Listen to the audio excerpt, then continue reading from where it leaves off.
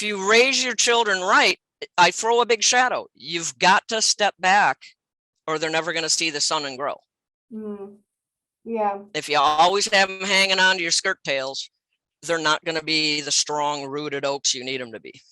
So, and people, you know, well, you don't ever see your kids, you're a bad mother, whatever. You don't sleep with me, you don't pay my bills, I'm pretty good.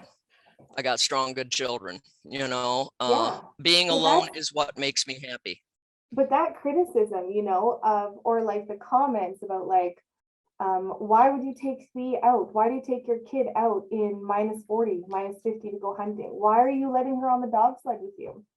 You know, those are questions that I don't think I was really prepared for, because I know there's risk, but to me, everything that you're saying makes total sense, because all of that risk, everything that they learn from it outweighs the potential for what would life be like if I didn't bring her? How would that, I can't even picture that. So like hearing those comments with me too, I was just like, wow, really? Like, I'm really not supervising her as I should, or, you know, like, and then I'm like, wait a second, no, like, I refuse to accept that as something that's legitimate. Like, well, you and your spouse are a unit. And in the end, the one person you're going to guarantee to wake up to the rest of your life, it's not your spouse, your child, or anybody, it's you. But you two made a decision to have these children and bring them out into the wild.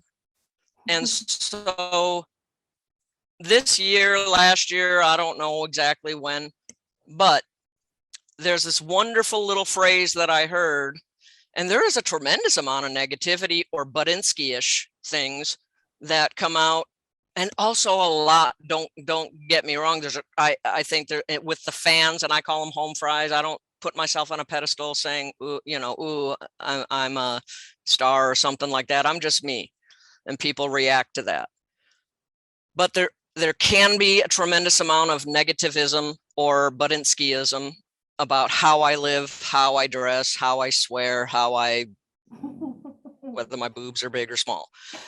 And I have learned to look at people and go, you're right.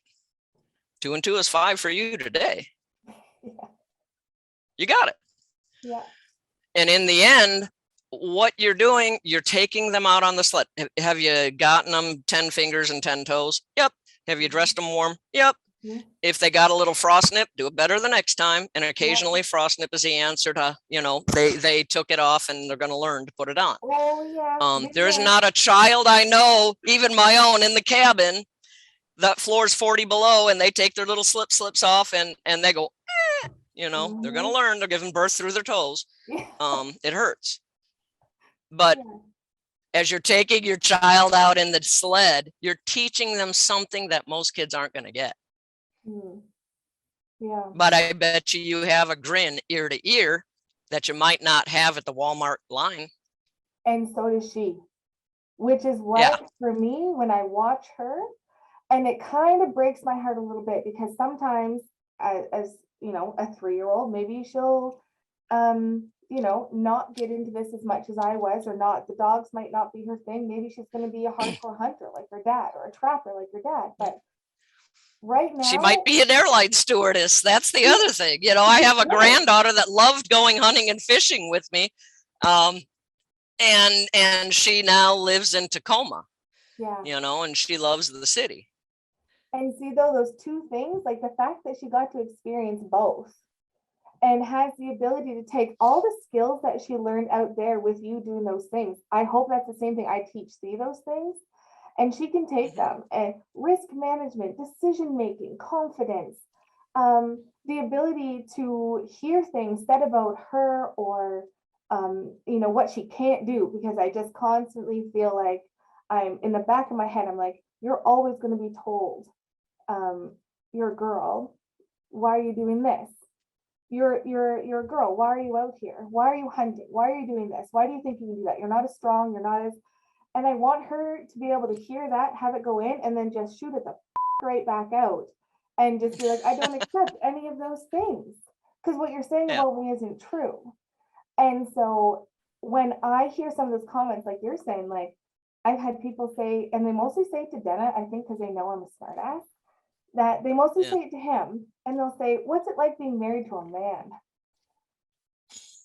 And sometimes I hear it and I look at him, I'm like, what is it like? I mean, really?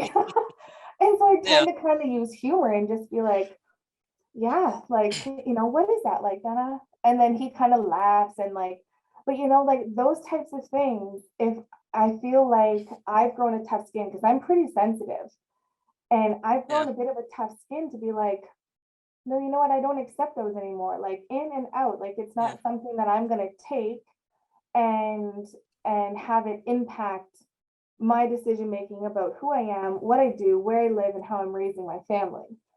And that has been a big change for me, because before all of this stuff, I never really had a lot of feedback. I would have other friends who were bush, and they just kind of be like, "You're wild, all right, see you when you get back." But that would be it. I'd be like, "Hey," like no one ever really was just like, "Why are you doing this?" You're welcome. You guys are welcome to come out here anytime, and I can come out there and babysit the kids, and Hey, we're neighbors. It's like people make a big joke.